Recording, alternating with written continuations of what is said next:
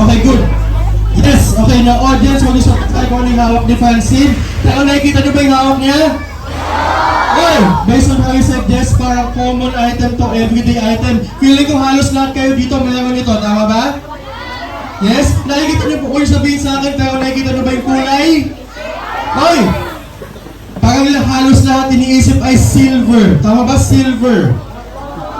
Yes, silver. Nakikita niyo ba yung shape? Nakikita niyo yung shape? Uy! Parang maraming nalilito. May nagsasabi ng pahaba, may nagsasabing pabilog.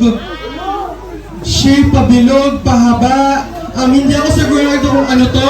Calculated guessing ang tawag dito. Sobrang hinuhulaan ko lang. Pero tama ba ako? Pag sinabi ko na ang hawak ni Francine ay susi na may keychain. Yes! May keychain! Tama ba? Palabakan naman natin si Francine. Next item, Francine.